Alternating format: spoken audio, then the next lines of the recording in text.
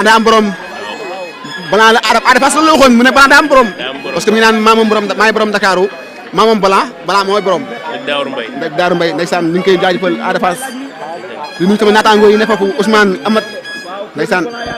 mais fële ci Thiaroye actuellement boo gisee nii image yi di nga xam ne waa Thiaroye pare nañ. mais bés bi fonk non Reug Reug pare na. ndax dañoo namm lamb. Reug Reug pare na dañoo namm ki nga gis mooy Omar Kër Reug Reug. Reug Reug pare na. gëj na génn moo ñu gëj a génn ci digganteem ak ki nga xamante ne moom mooy Bombardier. mais si boo ñaan nag dafa mel ne nag ñu ngi si dernière classe parce que ñu sol gilet yi pour régler li nga xamante ne moom mooy buntu koñ bi ak buntu kër gi parce que képp ku bokk si yoo xamante ni si ñoom la dañ lay génne évacuer normal pour nga séparer ak ñoom parce que bëggul kenn koo xamante ne da lay jaxasoo ak ñoom te bokkoo si ñoom parce que boo gisee actuellement configuration bi da ngay xam ni carrément waa kër Boña pare nañ ngeen gars yi añi teel la pare 11h pare na gis nga sànq li nga xamante ni moom mooy blouson sponsor yi doon na génn actuellement yaa ngi gis nii nga xamante ni moom mooy sarax yi war a dem sat ak li nga xamante ni moom mooy yenn bagage yi ñoo ngi doon gis lii ma gis noonu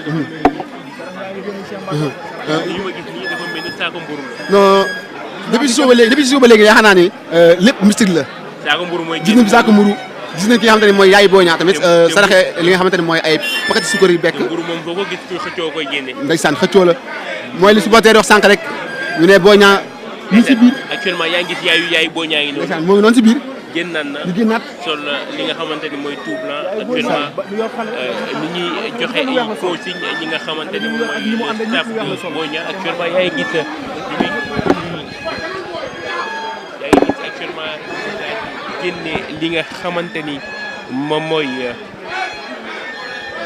yenn sarax yi ak yenn débat yi li nga xamante ni ñoom ñoo war a dem fi nga xamante ni moom mooy stade actuellement Père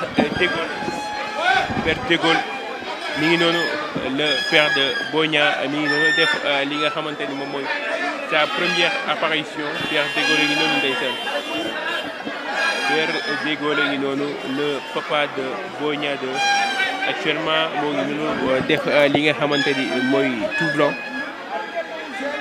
Boña fils de Gaulle ngi noonu ndeysaan actuellement yéen a ngi koy gis mu daal di yor benn bouteille def kaala gu weex def tout blanc Père de Gaulle ngi noonu ndeysaan si buntu kër gi yor benn butéelu ndoxam butéelu ndoxul lan la loolu des nañoo leer actuellement Père de Gaulle ngi noonu lu muy def ak fu muy jëm ndeysaan dafa xaw a tooy nag ndeysaan Père de Gaulle ngi noonu traversé na yor butéelam mais xamuñu nag lu muy def ndeysaan Père de Gaulle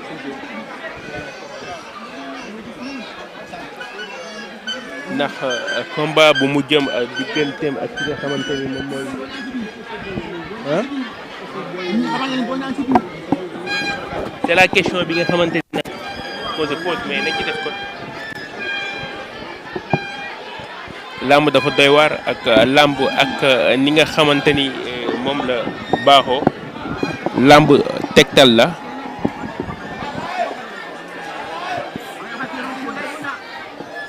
mais papay Boña génn na noonu mais aussi ki nga xamante ni moom mooy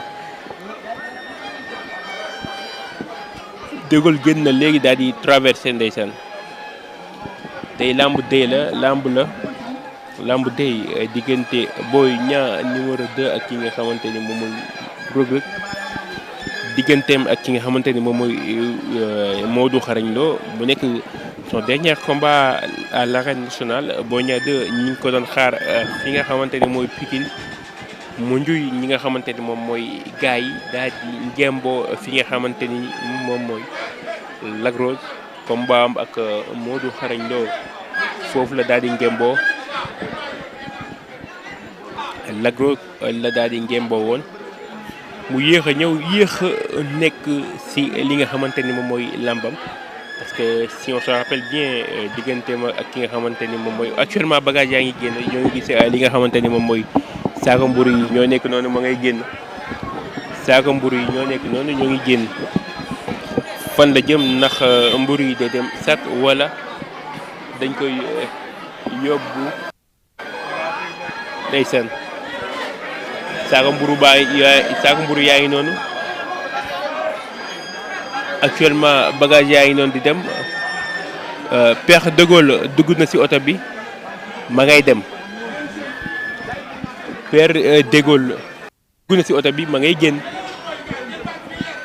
Père de Gaulle dugg na ci oto bi ma ngay génn oto bi nga xamante ni moo yeboon bi nga xamante ni mooy jumukaay génn na Père de Gaulle yéeg na ci nga xamante ni moom mooy Yaay Boy Niang yéeg na ci oto bi ma ngay dem doy na waar actuellement doy na waar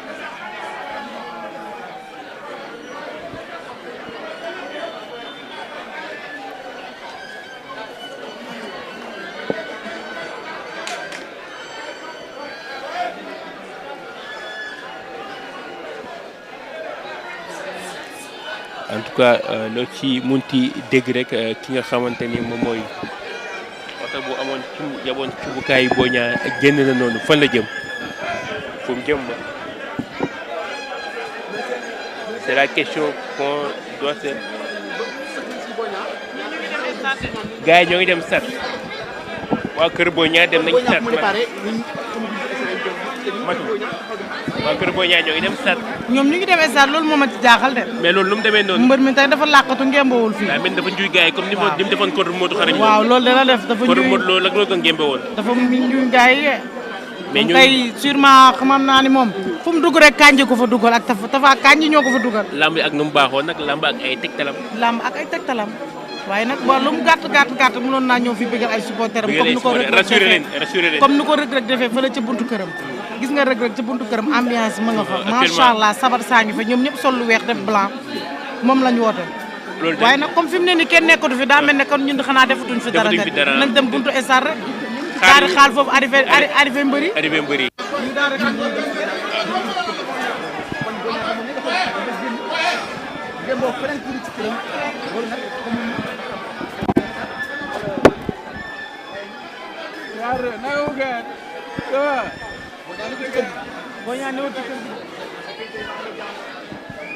moom li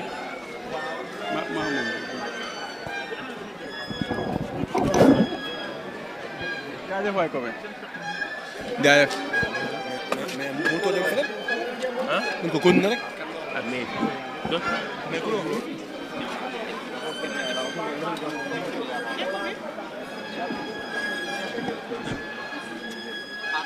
en tout cas non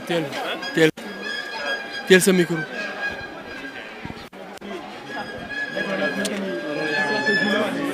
dina ko ci làmb Sa Thiès bi nan toog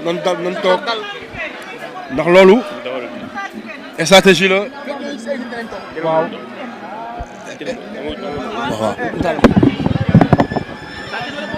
gars yi Boy Niang xam naa ni sonatul fu mu génn léegi mu génn may Boy Niang xam naa ni fu mu toll nii nekkatul Boy Niang yàggatul pour mu génn mbokk yi ñu ngi këram fi nga xamante ni Dégol yow dafa génnoon léegi. génnoon na Père Dégol waaw génn na léegi. génnoon na ba duggaat. Ekobe non Dégol moom bu dee mi Ekobe mi ngi noonu. Ekobe dugg na ci at yu ba dem. mi ngi noonu. ab kii la sonn.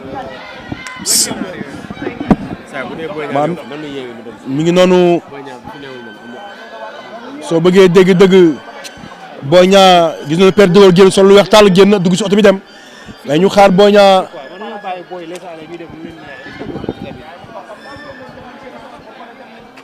jaajëf jàmbaar gaa ñu ngi may ndox ñun waa presse bi fu mu toll nii ndox bu baax da nga waroon bàyyi mu tas sama rotation.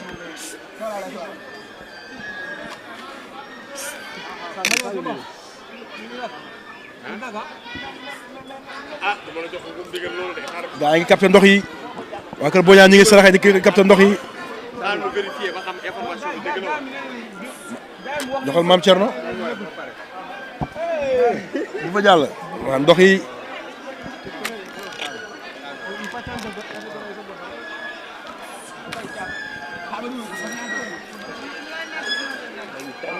damay naan ndox moo tax mënu ma reporter ndax fu ñu toll nii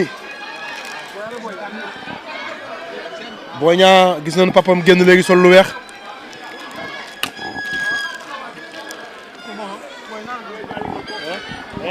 mi ngi noonu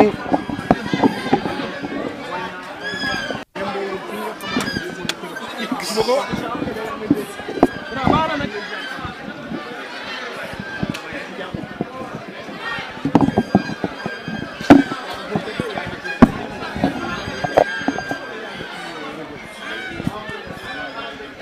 waaw ndax Boy Niang benn jour def na ko ñëw ba fii kër fu ma jëkkoon dëkk fële au kër sëñ Mansour bi foofu la ngemboo contre kan la woon sax bu mu daanee contre Balla Gaye fa la ngemboo moom Boy Niang en tout cas nanu xaar départ Boy Niang rek ñu xool ban heure a jot. actuellement il est 12h22 minutes añi 11h32 la pare kon Boy Niang daanaka pare na moom nag moo uuf stade bi waaye nag nanu xaar Boy Niang ñu xool fan lay génnee. ki nga xamante ni moom mooy. papaam janax day bëri pax muy Père de Gaulle ak yaayam dugg nañ ci oto bi génn xam nga fu ñu jëm nag. moog yaay waaw dugg nañ ci oto yem nañ seen i bagage ba génn xam nga fu ñu jëm làmb nag ak ni mu baaxoo. te gisuguma aussi Père Mansour. Père Mansour tamit dem na. gars yi ngi sonal seen ay blouson pour dem stade. waaw mi ngi noonu ndeysaan kon mbokk yi. gars yi nag pare nañ. pare nañu. sànq wax nga sànq sa biir wax ne gars yi teel nañoo pare. teel nañoo pare. ne gars yi teel nañoo pare boo xoolee añi teel na pare. waaw. mais aussi tamit boo xoolee li nga xamante ni moom mooy mbëri teel nañoo sol seen blouson. seen i bagage teel nañ koy yëpp.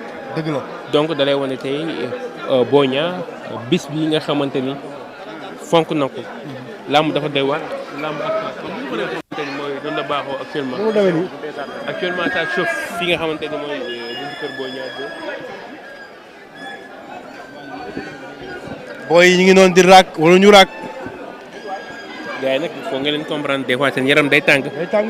des fois seen yaram day tàng duñ mën a tenir seen bopp. gars yi seen yaram day tàng.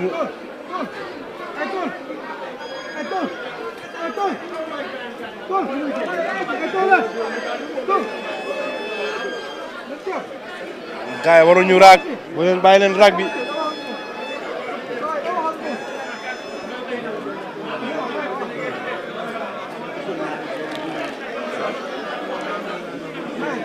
man gëm naa ni man jusqu'à la preuve du contraire mi ngi fi man loolu laa gëm. jusqu'à la preuve du contraire yaa ngi gëm. jusqu'à la preuve du contraire di gëm naa ni Boy Niang mi ngi si biir kër gi. doy na waar. en tout cas. dinañu xaar départ Boy Niang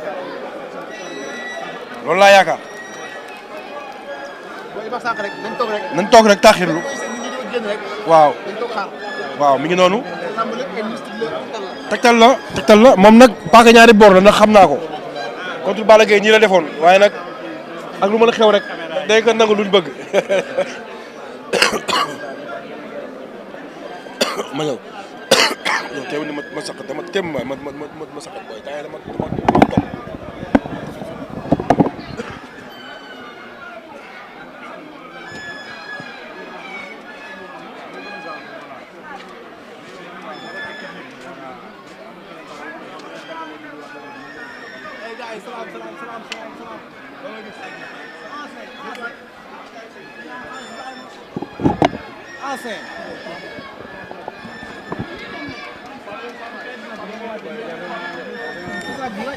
mbokk yi ñu ngi leen nuyuwaat bu baax di leen jaajëfal ci ànd bi ngeen wéy di ànd ak ñun ci Sénégal 7 nu nekkoon fii tey ci buntu kër ki nga xamante ne mooy Boy Niang ñu koy xaarandi mu génn dem fële ca arène nationale ci combat bi dox tey ci digganteem ak ki nga xamante ne mooy Oumar Kane Reug Reug nu gis ni ki nga xamante ni daal mooy Boy Niang ñi ngi farandi ci ay information yoo xamante ni wéragul carrément kan ni moom Boy Niang newul fii ci kër gi ngemboowu fii loolu nag information la rek yu ñuy for ci yow nag waaye des nañu wóor ñi ngi toog nag di xaarandi ba xam information yu wóor la wala wérul waaye en tout cas jege ñaale mi muy waa écrit bi ñi ngi fi ñi nga xamante ni tamit aussi ñooy ay sëriñam ñi ngi fi waaye am na ci lu ci mel ni papaam dégul ak yaayam dugg nañu léegi ci oto ba dem loolu nag di am sax tuuti jiixi jaaxa gu muy def ci xel waaye aussi daal li nu dégg moom ci weewu nag mooy Boy Niang 2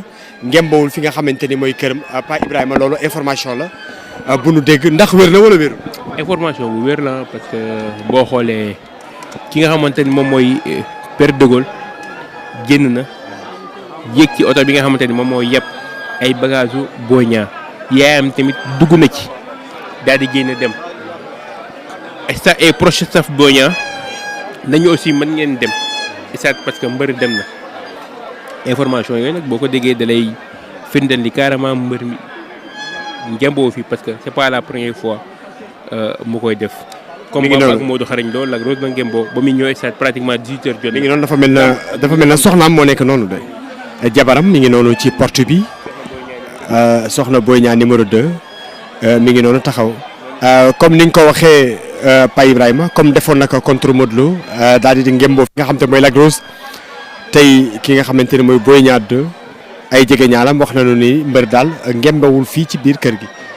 waaw loolu nag mooy li nga xamante ni jëlee nañu ko fii day information boo xoolee configuration kër Boy Niang 2 actuellement boo xoolee engouement bi ku ko gis ak accès bi ni mu facilité waaw ci ngay xam ni voilà loolu war na mën a nekk ay information yoo xamante ni information yu wóor la.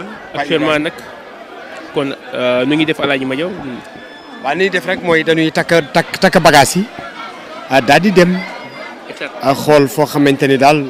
wala boog stade wala arrivé bi waaw wala nu gën a saytu information bu nu xamee tamit aussi ngembali fan la bu nu fa mënee tamit nu am départ am rek tamit aussi lu daal di ko dégtal ñi nga xamante ne ñooy sénégalais yi. mooy sénégalais yi parce que gars yi ñoo ngi koy xaar départ bu bër bi dañ koy xaar bu baax a baax. mën nga tëj de.